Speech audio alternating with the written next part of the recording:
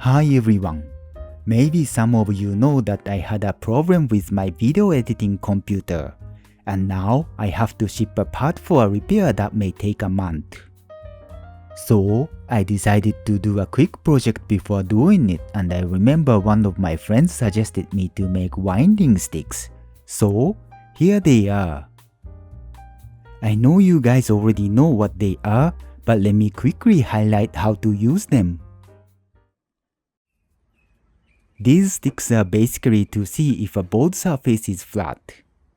If you set the sticks like how I'm doing, the sticks magnify the unevenness of the board so you can know the high and low spots on the board to correct. There are many useful videos about winding sticks on YouTube, so here I will share some key points of making them that I found.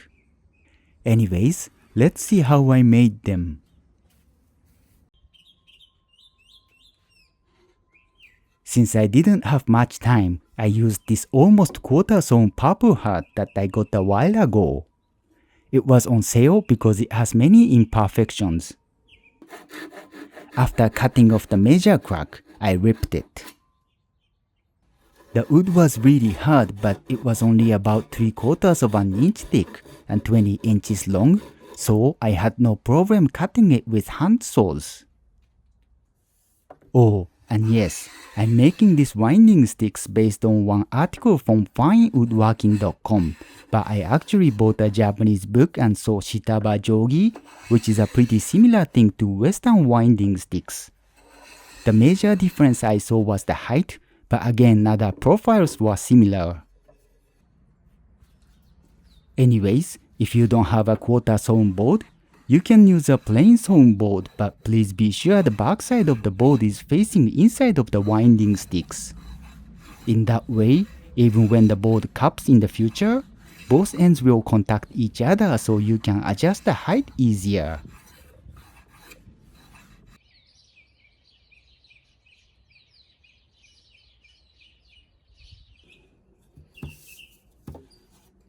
Now I'm only roughly adjusting the top side. I will make the final adjustment after I put inlays and cut an angle on the edge. Okay, now here was the biggest problem. The end grain was crazy hard and the cutting iron actually got chipped a little bit. Since I wanted to finish this project within 2 days, this was a pretty big thing to me.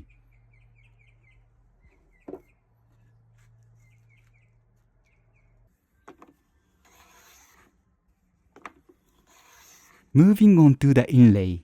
First, I dimensioned the inlay pieces with the thickness jig I just made. I then cut out the mortises. I made the square shape inlay, but I actually recommend you to go with a tail shape inlay like the picture. The tail shape inlay sounds like difficult, but in reality, you just need to angle cut the edge of the mortise after you make a square shape one. So the difficulty isn't much different. The advantage is, when you glue up the inlay, you only need one-way pressure instead of two ways if it were a square. I somehow managed to glue the inlays snugly, but if you are a person like me who always misalign the pieces when gluing, a tail shape is definitely a great idea. So the bottom line of the inlay is automatically well pushed against where it's going in. Anyways, I glue them up and the next day I tried to clean them.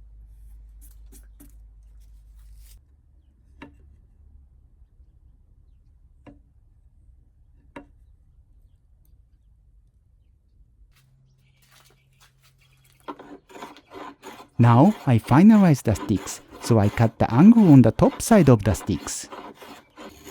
The thing here is, if you are not confident in making a dead straight line, please focus and spend time on the bottom side of the sticks. The top side also better be straight and parallel to the bottom, but I told you the bottom side is more critical. I mean, let's say even if the top sides are uneven like the picture, you can still kind of figure out the high and low spots because the gap is relative as far as the bottom is straight. On the other hand, if the bottom is uneven, you just shouldn't trust the top line to begin with, because the bottom unevenness may compromise the high and low spots. Then I cut out the notches and chamfer the edges, and now I'm making holes to insert center markers, magnets, and positioning pins. These are the center markers, but I ended up replacing them with magnets later, because the purple heart was too heavy and I wanted extra magnets to keep them together.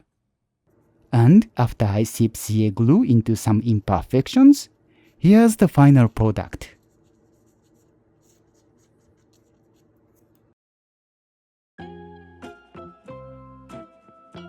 I'm happy with how it came out.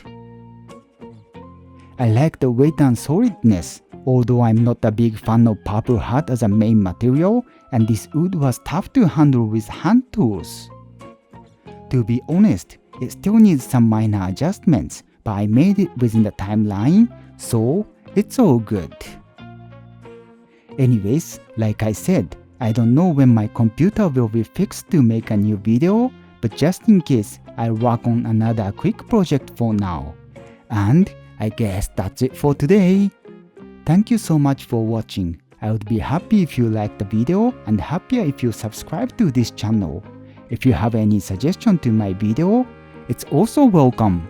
See you!